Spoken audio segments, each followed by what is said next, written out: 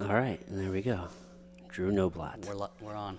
Yes, we are. How are you today? I'm good. How are you? I'm excellent. I'm excellent. I really appreciate you having me down in your space. Yeah, good to have you. This place is fucking awesome. It's just, when you walk in, it's a very, I like the energy. It's very calming energy, but, work gets done here. Right. Yeah, it's a different vibe. It's not a typical gym or a box, and it's not a yoga studio either. It's almost like the two came together in Yeah. a weird mixture. I love it. Yeah. Yeah. So, I want to start just kind of at the beginning for you. Take me back, and kind of through your journey as far as, health and wellness and fitness. What was the start of it for you? Well, I was involved in high school in track, long distance track, and cross country. Those were kind of my sports of choice. And then afterwards, I went off to undergrad and didn't do anything in terms of health or fitness or training, and got quite overweight and was really out of shape. And it was after I got out of undergrad about 10 years ago, just now, I got really into training again. I think it was to probably lose the weight and get back into better shape. And I just kind of started on a journey. I was living overseas, and so I didn't have access to any coaches or anything like that. So I was on my own, and I found that I really enjoyed learning how to train on my own. It's a longer process than having a coaches that can kind of guide you. You have to do a lot of trial and error, and at first you don't know anything. Right. And so there's a lot of trial and error and hitting roadblocks, and I just kept searching for different things. I started out very conventionally, a lot of high intensity interval stuff, A lot of barbell work. a lot of barbell stuff, dumbbell stuff in conventional gym settings. Yeah. And had a good time with that for a while. It helped me lose a lot of weight. And get back into okay shape, and kind of realize that I maybe had a passion for training. Yeah. And from there, I started to train some other folks. I trained the first people I worked with about 7 years ago, and worked a lot with traditional things, barbells and all the stuff we just kind of talked about. And then went back overseas again and was training myself, and really found unconventional training. And this was before unconventional training kind of hit more of the mainstream with On It, and they're doing great things and popularizing all of this. But this was more like TAC Fit this days. was like 6-7 years ago when you'd find Scott Sonnen, and that's one of the first folks I found was Scott Sonnen and TAC Fit, RMAX. And that kind of just led me into it, and I was interested in finding it because I did the conventional thing, and I always felt there was something missing. You're like, this is good, and it's brought me a certain point, but it just felt it in me intuitively, like there's got to be something more to this puzzle than like what I'm finding in the mainstream. And that's when I found some of this other stuff. And during that time, since I found this, these things like MovNat have busted on the scene. Right. You're certified in MovNat, right? I'm a level 2 certified MovNat instructor. In fact, we've hosted both TAC Fit here this year. Oh, nice. And MovNat. We actually did the level 1, level 2 MovNat and the workshop here in May, and we hosted 3 TAC Fit workshops in July, and then we actually just hosted also Wim Hof method workshop in October. So we're real big about bringing different people in, so that we can further educate folks about different styles of training and things like that, as well as further my own knowledge. Oh yeah, absolutely. That's huge. And I saw that you just had the Wim Hof workshop, and then kind of just researched, and I saw kind of going back, I saw you had the MovNat one, and that's super cool. And it amazes me. It's actually really it's not as hard as people think you have to put in some work, but to bring these things to places, you can usually, with just a little bit of legwork, you can find somebody to come and teach these things. Typically, I mean, some of the big names like Steve Maxwell and those guys are booked for years, but I think a lot of the what I would call the unconventional, non-mainstream training systems, that aren't as big as CrossFit and that, they're more than eager to want to come to different places, and that's how they grow their brand. I mean, really is through a grassroots approach. Yeah. They help trainers who are in other communities build a community for themselves around their style of training. And so, more than willing a lot of times than to come down and put on a workshop or a certification. So. Yeah, that's super cool. I think that's a really good thing about the community. So I want to go back still a little bit. Sure. So while you're in college, what did you study while you're in college? When I was in undergrad, I studied East Asian language and culture, specifically Chinese language and culture. Oh, that's dope. So, Do you speak Chinese, like Mandarin or anything? it's been quite some time, but yeah, I speak Mandarin. Okay, so is that what took you overseas? Originally, yeah. So I went to the University of Kansas, majored in Chinese language and culture, finished after 4 years there, and decided I didn't study abroad because I didn't want to push my graduation date back and that. And I had just decided like I was going to move to China when I finished with undergrad. Okay. And so that last semester of senior year, I applied to teaching positions in mainland China and got a job. And so that was all lined up when I graduated. Okay. I left in late August or early September and then lived in mainland China for a year. Okay. And decided like I liked mainland China, but I wanted to stay in Asia, but I didn't want to keep living in mainland China. It's very crowded. It's intense. Is it? Yeah, it's a really great place to like spend time, but I was ready to stay in Asia but go somewhere else. And so Okay.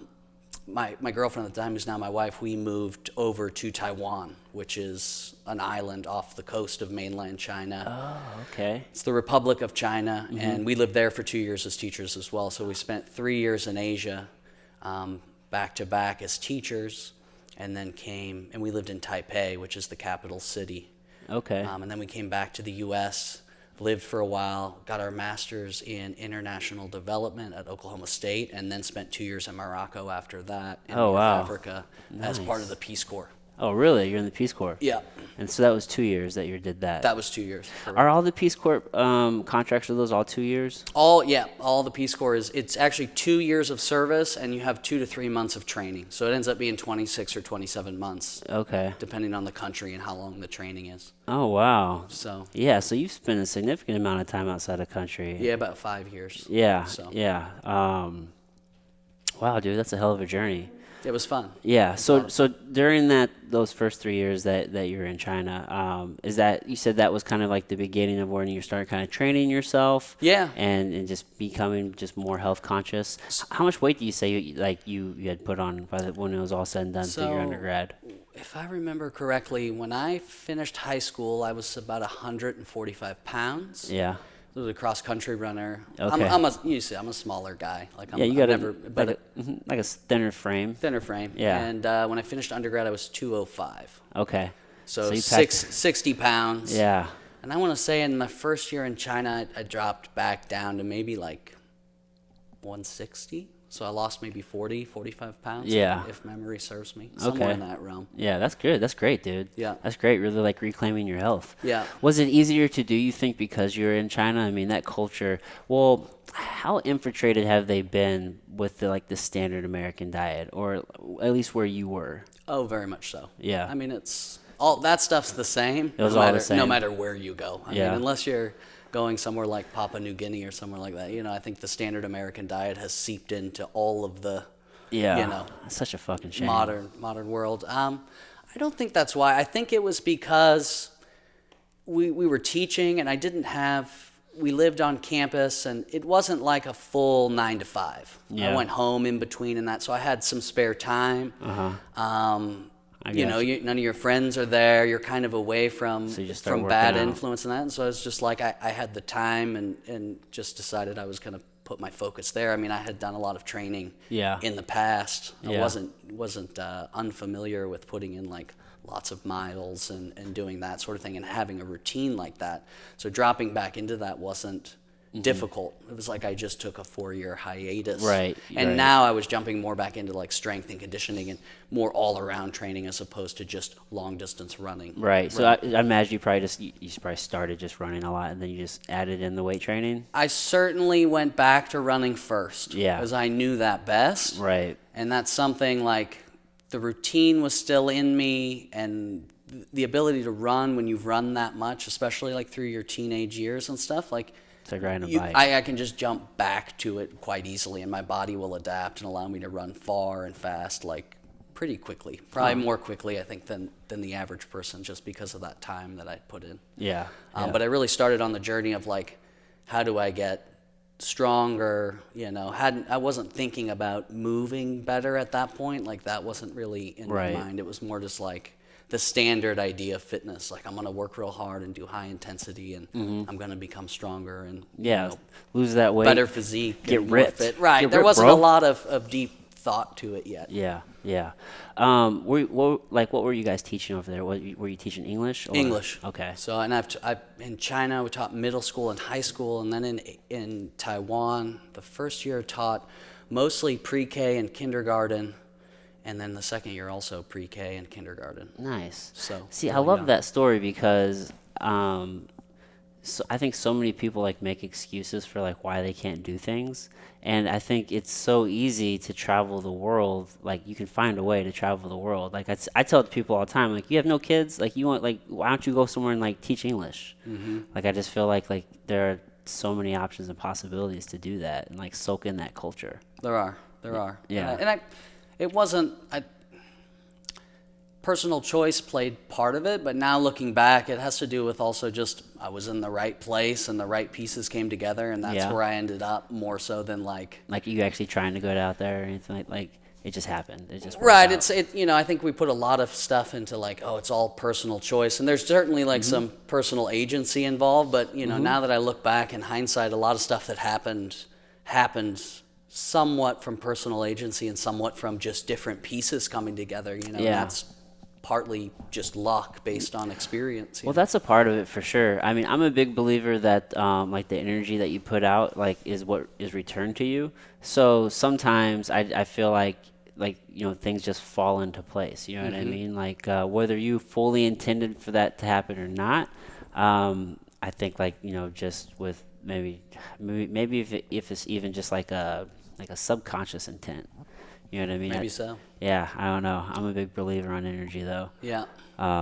Yeah. So that was cool. So what was the Peace Corps like? What exactly were you guys doing in Morocco? So the Peace Corps, we actually did a program tied with our master's program. The Peace Corps partners with universities to do what's known as the Master's International Program. Okay. And based on each university has a different major, and we wanted to study international development because we had been overseas, and so. You do your schooling first, and then part of your schooling, in our case, a whole semester, was knocked off by the Peace Corps service, and then doing like a project when we came back related to that service. So we went to Stillwater, Oklahoma for 9 months for 2 semesters, came back to St. Louis because this is where I'm from, so we lived with some friends, and then ended up leaving about a year after we finished school for the Peace Corps. In Morocco, they had been switching over to entirely community and youth development, so that's the sector that we worked in.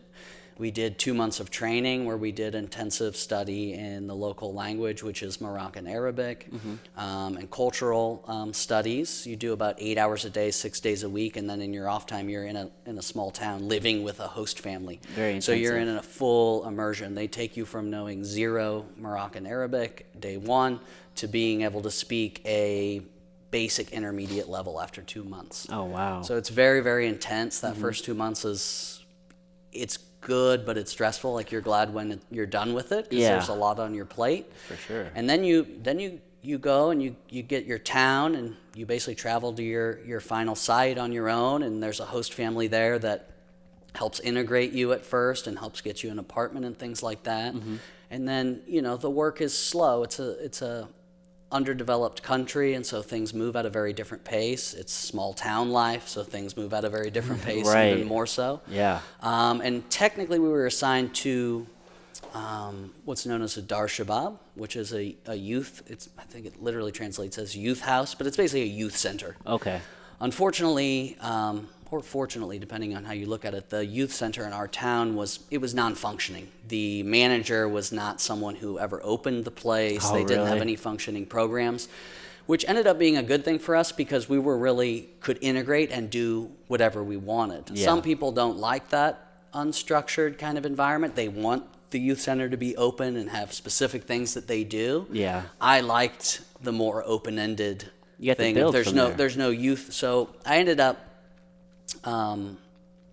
getting involved with, I started just training there. It was a small gym in town, even though it was a town of 15,000 people. They had a small gym and a martial arts team that trained out of the gym, and the owner lived above the gym, and he was big into Taekwondo, lifelong Taekwondo guy, and they had a team that traveled around Morocco, and it was also for kids to get involved and do different stuff. But anyway, I started training there, met a guy who became one of my best friends to this day, and training partner, and just that's when I found unconventional stuff, when I had this time to do it.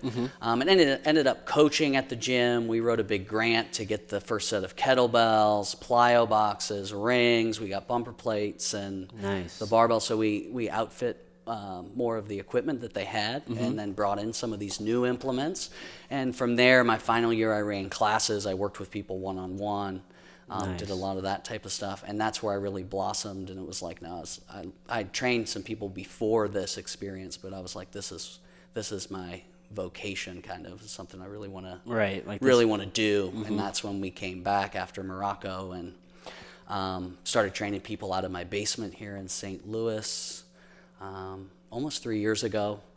And then decided we were going to look for a space like this that we could move into and kind of grow into an official business after working underground, literally and figuratively for a couple years. Yeah, man. Wow, that's a hell of a ride, dude. So that's kind of the background story. It's a bit of an eclectic background and probably not very conventional in terms of like where a lot of trainers and that have come from. But yeah. I like that background though. I mean, I think like having that experience, and like you had to first get yourself healthy. So, I mean, you had to like learn through actually doing, and then you're exposed to just all these different things. And you were in a place where there isn't a lot.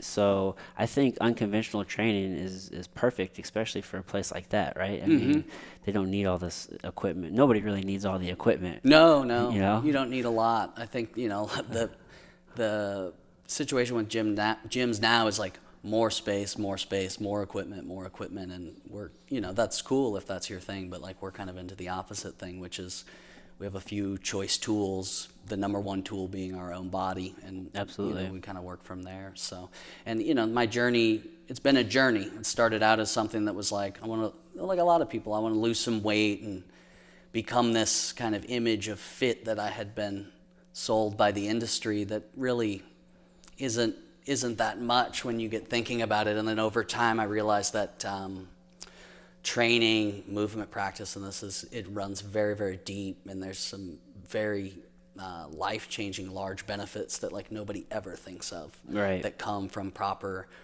training and that type of thing. And it just kept growing and growing. Absolutely. I always like to say people just they don't know how good they can feel until they actually feel it. You know what I mean? It's just such a conundrum. But so you decided to call your space FlowState. Why FlowState? I'm interested in this concept of flow, which is a psychological term. People call it being in the zone. I'm sure you're familiar with it. It's where, and it can happen with anything. I mean, you could enter flow with knitting. You can enter flow with absolutely any activity. It's fundamentally about being extremely present in whatever it is that you're doing at that time. Time melts away. And there's certain specifications to reach flow state, one of which is the task that you're doing has to be challenging, not too challenging, but not too easy either. There's a very Goldilocks zone, and it also involves proper breathing and different elements. And everyone's experienced it, but we're into helping people experience that with physical training. Yes. Physical culture. Yes. I love that. And it's so cool because I'm sure you read the book Flow by Mihai Csikszentmihalyi. Yes, I've read it. Have you checked out The Rise of Superman? Stephen Kotler? I've heard of it. I have not read it. Yeah, that one's really good as well. I think he wrote another one, but he partnered with somebody on each of the books, somebody different. But the other one's called Stealing Fire. It's another book on flow, all real great. But I'm really into flow. I used to always say, like, because I fought MMA for a long time, and like I do jiu-jitsu, like I've always just kind of always expressed myself through movement. And you know, you always say, oh, I'm an adrenaline junkie. I'm chasing the fucking adrenaline. But I realized, like, it's not really the adrenaline is what I was attracted to when it came to fighting. It's being in flow state. You know what I mean? Like, when everything's just clicking. Like you said, you're in the zone. Like, time disappears. There's no thought. Everything's just fluid. It's just moving. You know what I mean? Like, there's no judgment. You don't think. You just do. Yep. It's just such a beautiful place to be. And everybody knows it. Everybody's sunk into it doing something. And realized, you know, they haven't consciously maybe realized that this is flow and this is what it's called and this is what it is, but everyone's experienced it for sure. And then another person that's, you know, kind of the original flow coach is Scott Sonnen, you know, of TACFIT, and that he's done extensive work around flow in relation to physical training and physical culture and stuff like that. So, I mean, I've learned a lot from his stuff as well, but it's an extremely fascinating topic, and it's, you know, as people find, it's a good thing to be having happen in your regular life. So absolutely.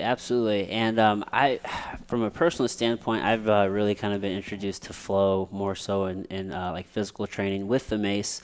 Are you familiar with Leo Savage? Mm-hmm. Yeah. So I mean, he's kind of really been a driving force behind like steel mace flow is what he calls it, and that's his company and kind of his methodology and the work that he does with the mace.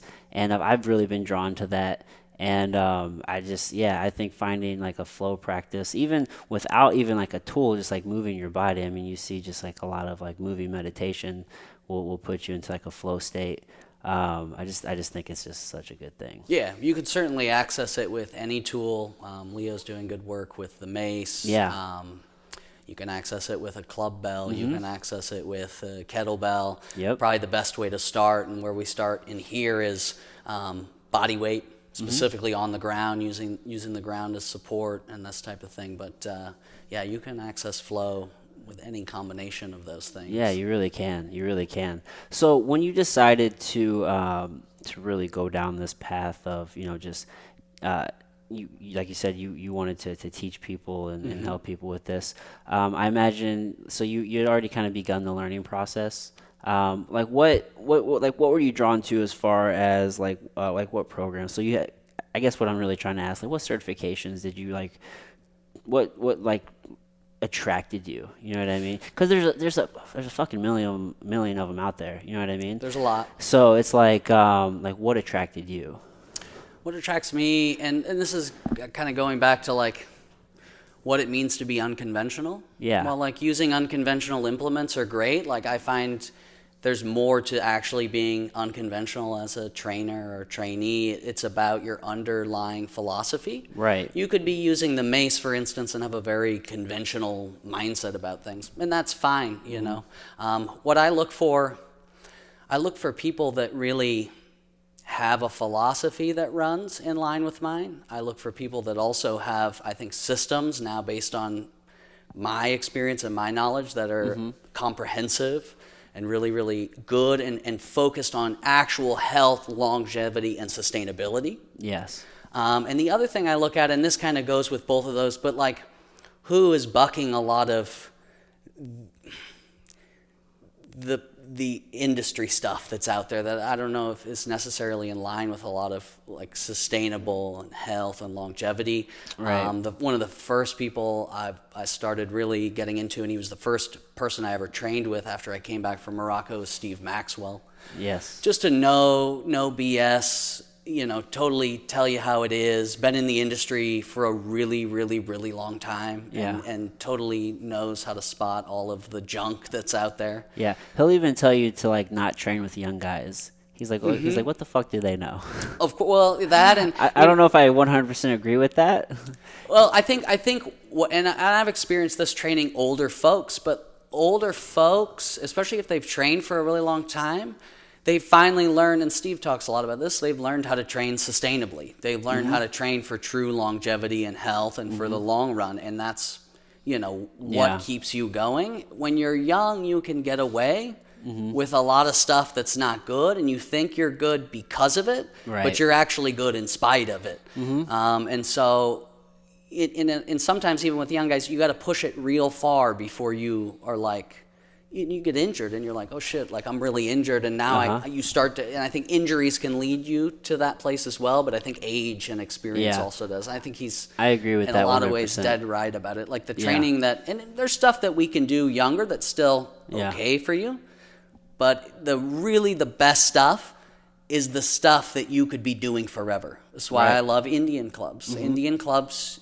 they're an extremely sustainable form of training. Yes. And that's kind of my litmus test. Like, if you couldn't do this old, you probably shouldn't be doing excessive amounts of it when you're young. Like, you can, and if you love doing it, like, maybe you should, but you have to realize that that's not putting you in line with health. Yeah. It's putting you in line with doing something because you like doing it, right? I 100% agree with that. I think I just pushed back on him because like, I'm 30 and I'm a young guy to him. So he's right. Yeah. I'm just like, dude, I don't know, man. And you can't fully understand. You have to learn from experience. It's all perspective, too. Yeah, right? Yeah, it's all perspective. When I get to his, I'll be like, oh, okay. Yeah, you're right, dude. You're right. Of course. Of course. It all makes sense. Yeah. Yeah. So sustainability is so huge. That's why. So yeah, like the Indian clubs, what else are like some of your more like favorite tools that you like to use here? We use Indian clubs a lot. My main tool outside of bodyweight is kettlebells. That's my first unconventional tool. Now they're really, really mainstream.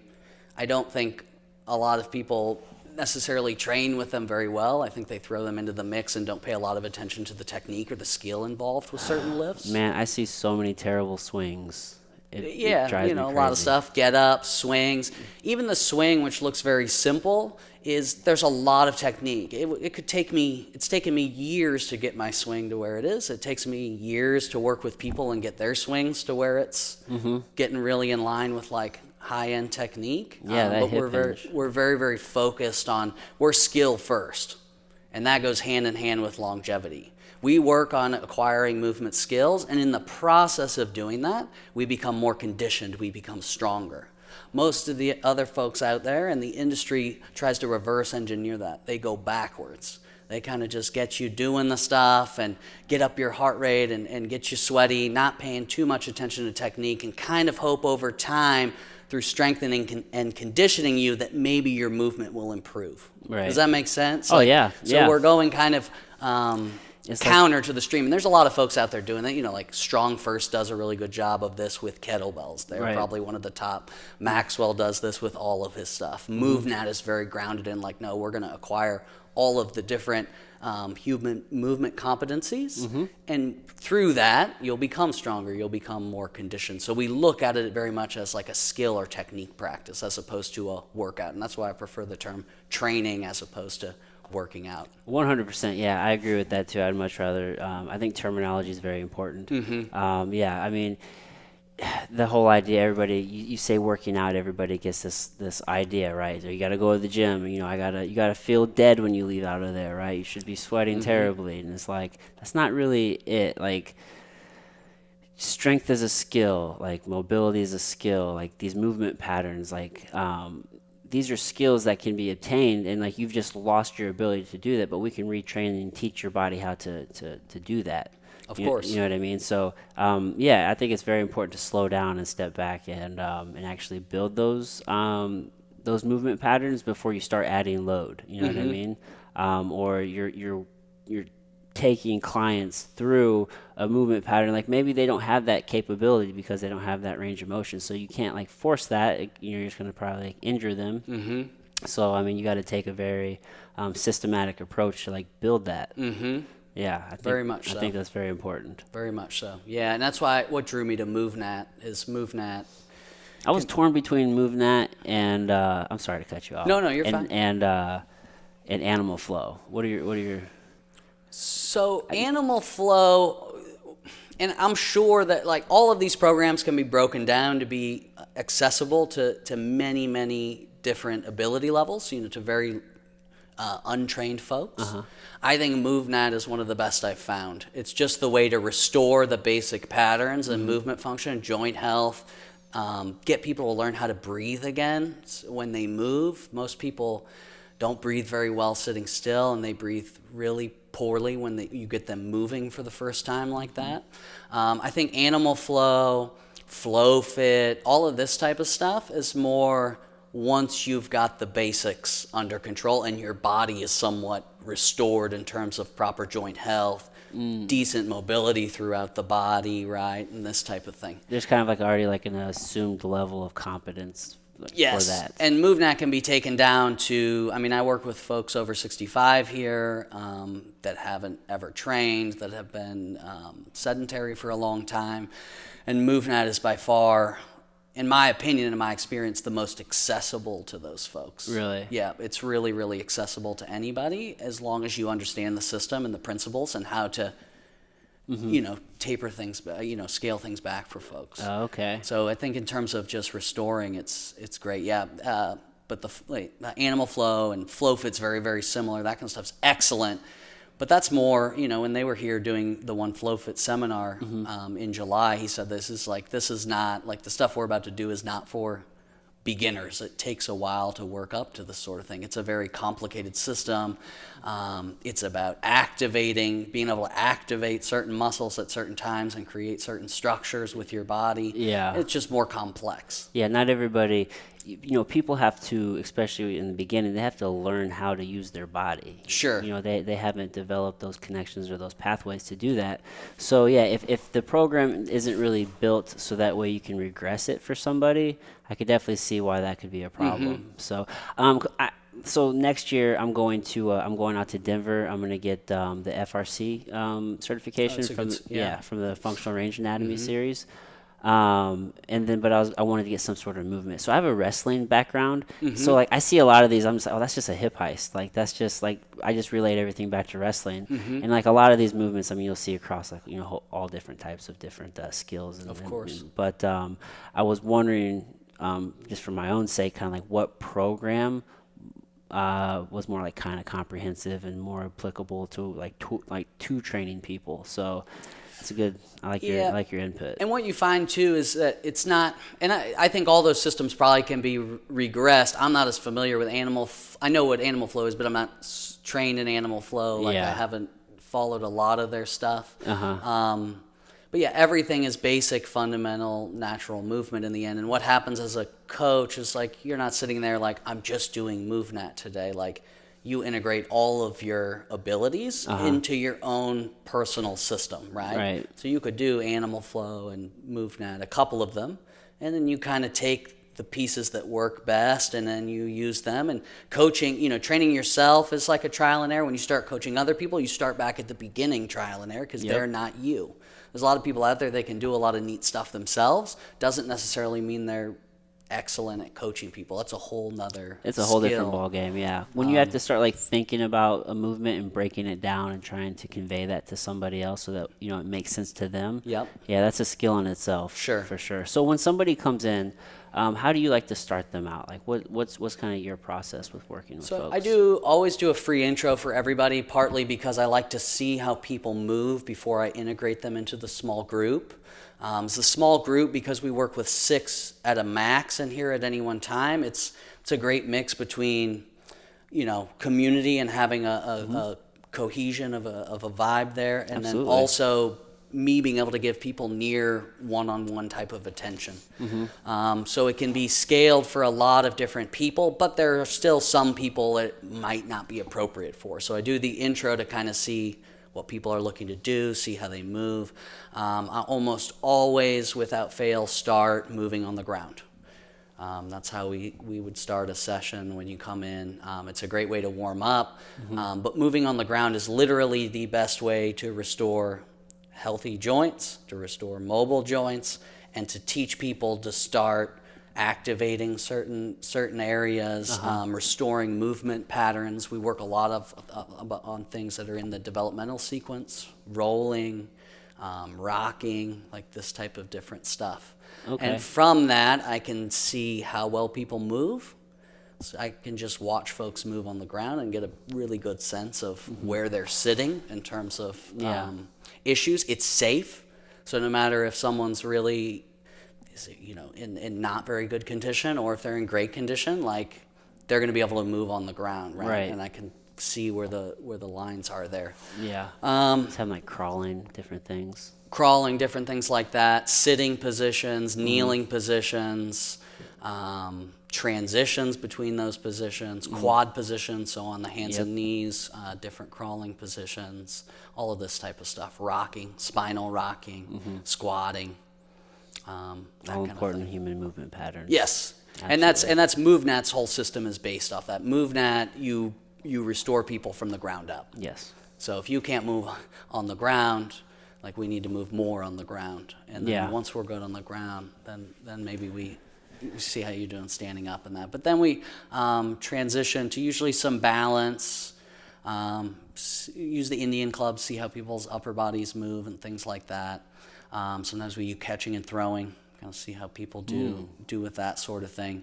All of my instruction follows a general arc, so it's about 20-25 minutes of warming up, 20 minutes of higher intensity stuff, and then 10 minutes of cooling down. Nice. And the thing we always start with something before ground movement. It's breathing. Breathing, yeah. I wanted So you to touch on this. we'll start with breathing, prone, usually, or supine, laying on the ground.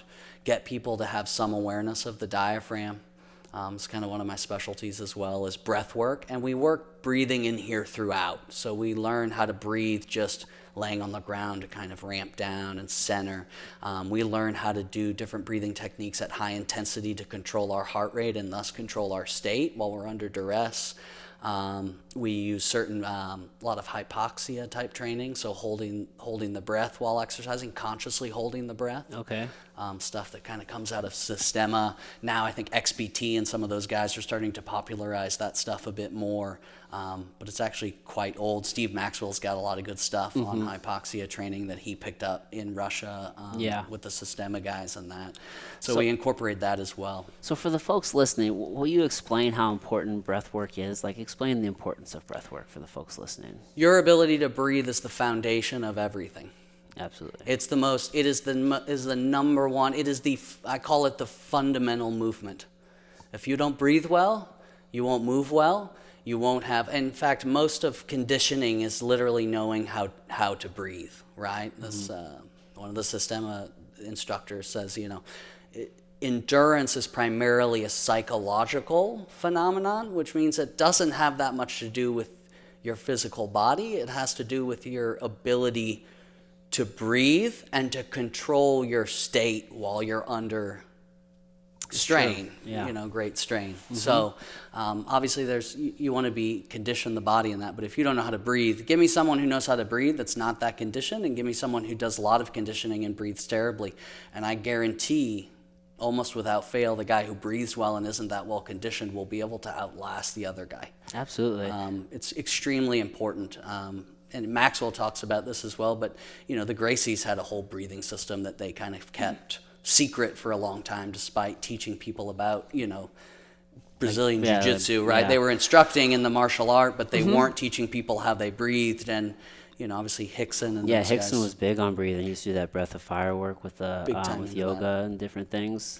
And no matter what physical culture you look at throughout history, region, there's always some element of breath work. Always. I mean, always. So it's extremely important. And it's the foundation of MovNat and all that stuff as well. Yeah, you just can't stress breath work enough. I like to say, you can go minutes without breath, days without water, weeks without food. So, you have to have breath, you know what I mean? So, and breathing, like, it taps into something within. I feel like breath work is the primer for, like, the journey within. So, through breath, like, you're like tapping into something, especially through those, like, those intense, physical moments. I think a lot of people could probably easily relate it to running.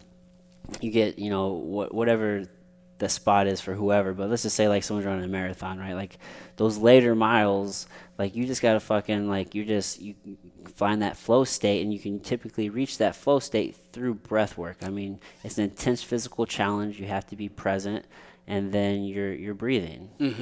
The breathing is essential to reaching flow state. Exactly. It's essential. Yes. It's and there's levels of breath mastery, with the top level being the flow state style breathing, where you're breathing diaphragmatically and relaxed, even though you're not even paying attention to that, right? You're immersed in whatever else you're doing. Yes. But it's incredibly important, and it's incredibly powerful. Hypoxic style training is very powerful. The Wim Hof superventilation type breathing with breath holds, extremely powerful. You can literally take yourself through a high intensity workout for your nervous, respiratory, circulatory, and hormonal system, literally laying on the ground for 20 minutes, just breathing in a certain way and adding in these breath holds. Right. So it's incredible. It's incredible stuff. It blows me away. And I feel like, so I know you and I probably know a lot of this information, but just for the listeners who might not, Wim Hof has done some amazing things through breath work. He's controlled I'm fucking drawing a blank. Autonomic nervous system. Yeah, exactly. So, I mean, he's dealt with extreme temperatures. I mean, talk about Wim Hof a little bit, and then his breathwork style, because you did just host that. Right. So his breathwork style, and XPT, I think, calls it, it's like a superventilation technique. Yeah. So you consciously, it's not hyperventilating, because hyperventilating by definition is uncontrolled, like overbreathing. Okay. This is a conscious overbreathing where you take big, deep circular breaths. So a really active full inhale, and then a passive exhale where you don't let out quite as much air as you took in, and you just do them back to back for about 30 to 40 rounds. And then you let the last one out, you exhale, and then you hold your breath until you have that kind of gag reflex, or that strong urge to breathe. You take in a big, deep, active inhale and hold that for an additional 10 to 15 seconds. And then you go into another round. And you would typically do that. That would be a round. You would typically do about 3 to 6 rounds would be a session. It takes about 3 rounds to get into the state you're trying to get into. And anything after that is taking you deeper into that state. Right. Now, when people are doing this, like, they're going to feel a little tingly. When you're hyperventilating consciously, by the end, especially as you get deeper, you'll tingle. Yeah. And that's partly because you're starving the cells of oxygen, I believe. And when you're hyperventilating like that, you're driving the CO2 down, and you're driving the O2 way, way up. Yes. CO2 is a diavacillator, so it opens all your veins in that. When you drive the CO2 down and the oxygen's real high, all of the blood vessels constrict, right? Also, the CO2 is necessary, ironically and kind of counterintuitively, for oxygenating the cells. If you don't have enough CO2, the blood won't release oxygen into the cells. Okay. The hemoglobin will not release the oxygen. So you're literally, when you're hyperventilating, you're starving yourself of oxygen, ironically, even though your blood is completely saturated with it. Oh, wow. I did not know that. And if you want to learn more about that in particular, The Oxygen Advantage is a book that is excellent about learning about those like breathing mechanics, and Wim Hof seminars and stuff like that. They cover all of that as well. Okay. Because the philosophy, the idea is kind of that most people are actually over-breathing throughout the day. Really? They're breathing shallow and they're breathing rapidly. Yes, I can see that. And what happens is you become poorly oxygenated because you have too much oxygen to CO2. That ratio is incredibly important for the offload of the actual oxygen into your cells. Okay. So what happens is you jack the oxygen up, the CO2 goes way, way down, and then you hold your breath, which then takes you the other way.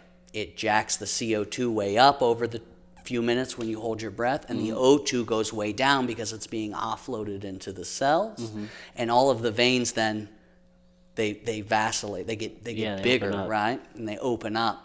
And so it's incredible, because when they come to do the seminar and that, and if you read about it, it's taking your nervous system, your respiratory system, your circulatory system, and your hormonal system through like this entire range of ability. It's taking you to like the highest point that those systems can go, and then closing them back off. And so it's literally like a workout, a high intensity workout for all these major systems of the body. Yep. And it's hyperoxygenating you. And then you're doing like hypoxic style training, and on the last round you can even add in push-ups or squats or something like that. When you're holding your breath, you need to be careful, because you can black out when you're holding your breath. Yeah, don't do this near water. Some people will do this. Don't do this near water. Don't do this anywhere like like you don't want to black out, and I would not advise adding in exercises into the last round until you're comfortable doing it without exercises for quite some time. Yeah, people are doing push-ups and they'll be like, oh, I just did, 120 push-ups on a single breath. For sure. And it's pretty crazy because at the seminar and that, some people I've practiced it for quite some time, probably 3 years consistently before they came and did this. So I'm, learned a lot intuitively in that. But some folks that were here hadn't really ever practiced it before. And after you go through 4 rounds like that, people stand up, they're like, I didn't realize that breathing could make you feel like that. It makes you incredibly euphoric and high. Wim always says get high on your own supply, but it's literally like you're super high. It's a very strange and awesome type feeling and very energized. It's a breathing that ramps you up. Right. You definitely don't want to do it like right before you go to bed. It's something I do in the morning. It's something you'd want to do before a performance type situation, jiu-jitsu competition, for instance, or something like that. It's performance breathing. Gets you ready for the day. Is not by any means a ramping down breathing, but we use other styles in here that we would use at the end of a workout or at the end of a day, or if your state is heightened. The breath is essentially, Brian McKenzie, I think of PSE says, it's a remote control to the brain. Mm-hmm. It allows you to balance both sides of the nervous system equally again and set you back to a state of homeostasis where you can recover and adapt to whatever stimulus you've been putting on yourself. Oh, wow.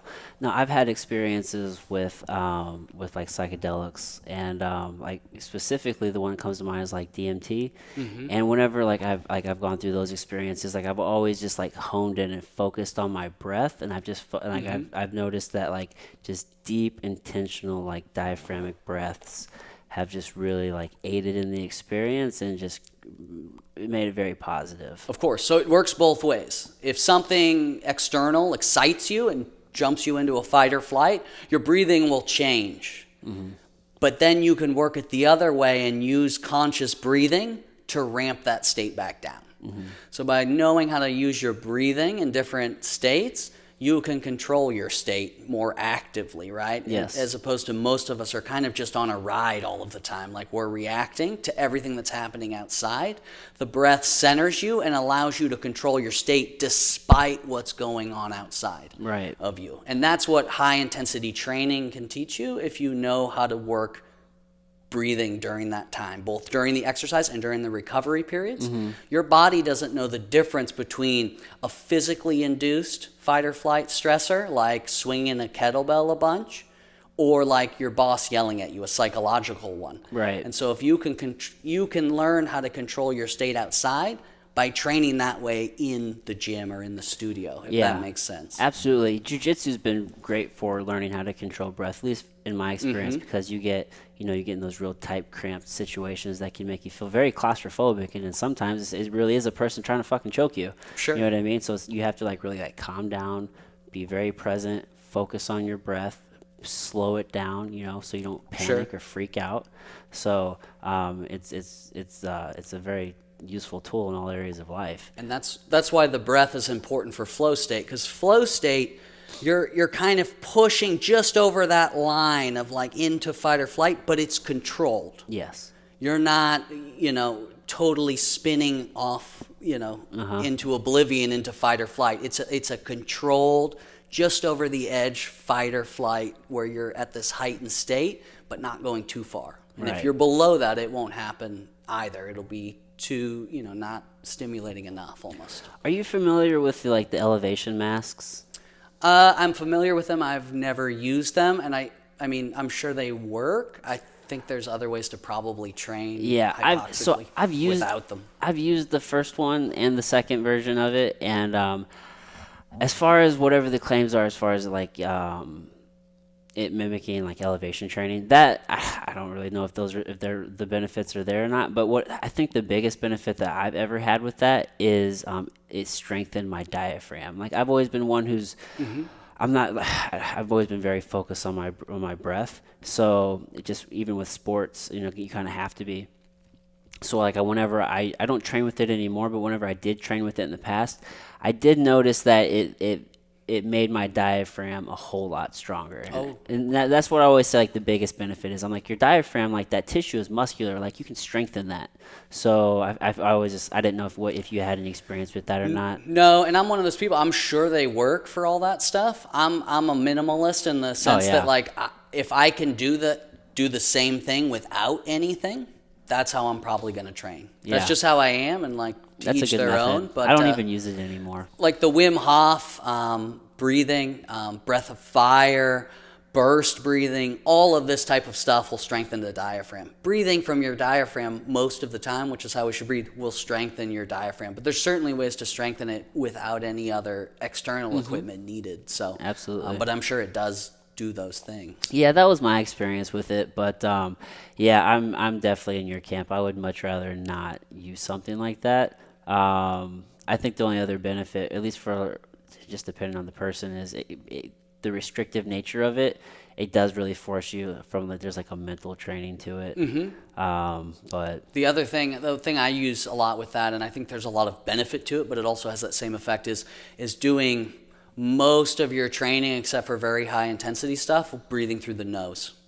So most people Strictly through the nose. That also regulates how much you can take in and push out. And for most people at first, that's going to be an extremely stressful experience, even doing warm-up type stuff and trying to breathe through the nose. yeah, But it has a lot of, they're showing through studies and things like that, benefits. But I found the studies and all that stuff are nice, but if you train and practice these things, you kind of learn all of this intuitively, right? Right. You start to learn it and you just kind of know it, you feel it, right? Yeah, and I'm much more about, like, I got bogged down in a lot of science, and then I started to realize training is much more art than it is science. Yeah, I have a hard time training people, or because some people, they'll come to you and be like, "Tell me what to do.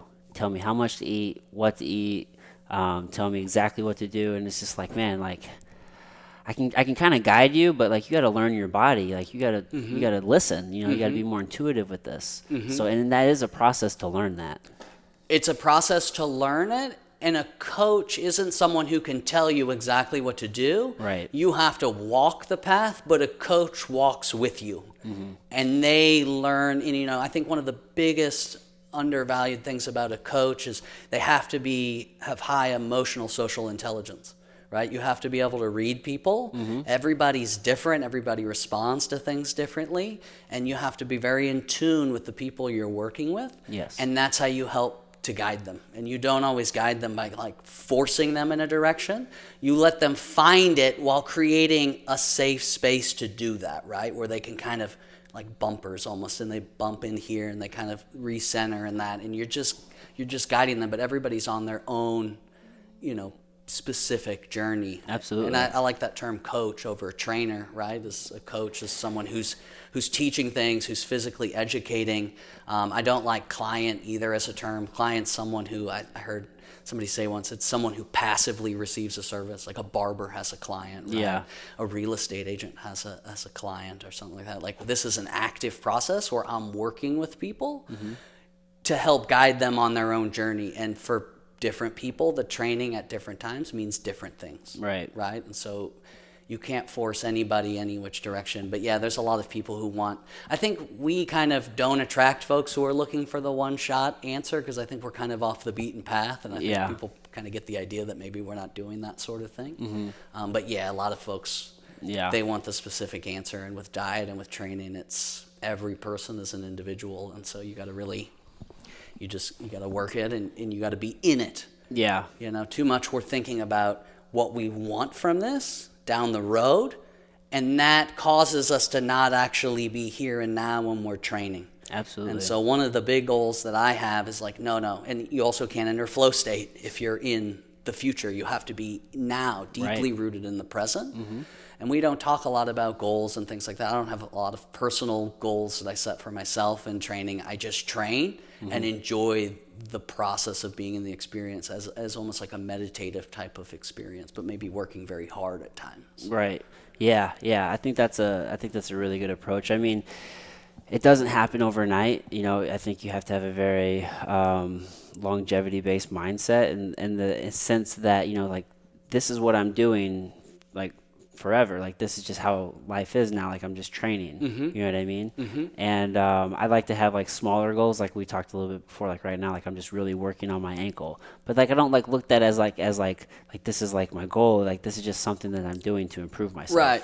You know what I mean? In the moment. Yeah. There's no problem with goals, except if they become their own end. The goal is only a means to get us somewhere different. The minute the goal becomes an end, or the training becomes an end, is where it becomes something different. Right. And a lot of people don't realize that distinction. Like I always tell people, I'm not in here to teach you how to do as many push-ups as possible. Like, if we can get our work done in as few push-ups as needed, that's what we're going to do. Like, that's efficient training. We're not in here trying to be the best at exercising.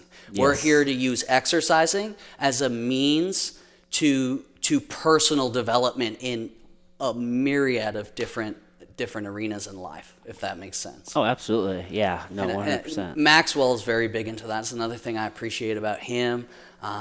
And I think a lot of the good systems and good coaches out there very much realize that. It's like, and it's fine if you like to exercise as a sport to see how much you can exercise. Like, that's great. But you should realize that is then no longer about health, wellness, longevity, and sustainability. That's about doing a sport for the sake of loving a sport, which is a competitive endeavor. Yeah, that's different. That's like a performance thing at that point. It's a performance thing, and so I think that's the big break that a lot of people don't really get, and I don't necessarily come out and explicitly tell everybody that. Over time, you can lead people to that, and different people are led to that in different ways. Absolutely. And that's where the emotional social intelligence comes in again, of being a coach. So we're trying to come at it from a very different standpoint. So the other thing is, when it becomes an end, it tends to be something that injures you. You get injured from doing it, right? And that's fine. Sports, you love them, you do them, and they're an end in themselves, and sometimes they injure you. As Maxwell always says, and I'm 100% a proponent of this, like, good training should make you less likely to become injured, not more likely. If you're doing some training and you think it's health, longevity, and that, and you're getting injured every 6 months, you may want to like re-look at that picture and think about what you're doing, Yeah, dude, that's such an important statement. Such an important statement, you know what I mean? Especially countless people, they're looking for direction, and they just take to whatever is the most popular thing at the time. Of course. And unfortunately, a lot of times they don't have that groundwork in place, and it just leads them to injury. Of course. And that's why I tell people too, is like, everyone always says you need a coach because you need motivation and drive and that. And I find actually much more so with people, I have to be pulling back on the reins, right? With folks that come in here, is you need some motivation sometimes for consistency to like keep training, but usually when people are in here, our Protestant work ethic is just more heavy, go, and more so than not, I'm pulling people back and saying that's too much, right? Or oh man, you're going too fast. Yeah, I'm like a zealot, or maybe that's not the right word, but like in the MMA gym at St. Charles MMA. I mean, in the MMA community, you can't do enough. Like, there's so many different pieces to always train. So it's like, man, they're always training. I'm telling these younger guys, I'm like, hey, man, are you getting enough sleep? Maybe you should take that rest day. You know what I mean? Like, they feel like they have to, train for an hour and a half. I'm like, well, if you guys can't get your work done in an hour, that practice is probably a little inefficient. Of course, we're a culture driven by more, right? Yeah. It's just how it is. Everyone's got to work so much. Everyone's going to do all of this. And that's the other thing that is often missed, is like a program, like a goal is good, but it's more of guidelines than like a hard, fast, written in stone, like you cannot break this. Your training has to adapt to your life. Yes. Your life should not adapt to your training, unless you're a professional athlete or something like this. It's a little bit different. But for the average person, which is the people we're working with, everyone does it the opposite way. They have to change their whole life to fit their training schedule, and that leads a lot of times to overtraining. It leads to things that people can't maintain forever. Yeah. And it's got to be the opposite way. If all of a sudden you're training a lot because you don't have a lot of stress and you're just working a basic 9 to 5, you've got a lot of time, or you're teaching in China and have time, you can train a lot more. If you just had a baby and you just moved into a house and you're doing this, that, and the other. Yeah. You're really stressed from normal life. Your training needs to adapt to fit that situation. You don't keep going forward with it like you're the guy that had no stress, 6 months ago. You have to adapt your training to fit what's going on with you. That's where it will best benefit you. Because at the end of the day, most people, unless you're a professional athlete, you're training in here so you can be better at life. If your training's exhausting you and it's injuring you, it's not helping you outside, which is why you're in here in the first place. Right. And so it's just kind of, and it's that loss of, is this a means or is this an end? And we try to get fundamentally down to like stay rooted with that, because it's extremely important. So Yeah, it really is. That's extremely important. Well, dude, we have talked for an hour. Oh, okay. Yeah, dude, I want to be respectful of your time. Sure. This has been a fantastic conversation. Appreciate it. So tell the folks, I'm gonna open the floor up to you. Tell the folks how they can get a hold of you. Anything you wanted to share, any plugs, socials, whatever you'd like. Yeah, so we're on Instagram at FlowState.STL. We're on Twitter at FlowState STL. We're on Facebook at FlowState.STL. Website, FlowStateSTL.com. My cell phone's the number that's listed on there. My email is drew@FlowStateSTL.com. We're located down here in St. Louis City in the beautiful Fox Park neighborhood. We do small group training, 6 people or less. I run 10 classes a week, Monday through Saturday, and I also do some personal training. We do a free intro for anyone who wants to check it out. You can go to the website and sign up for those free intros right there under the tab Free Intro.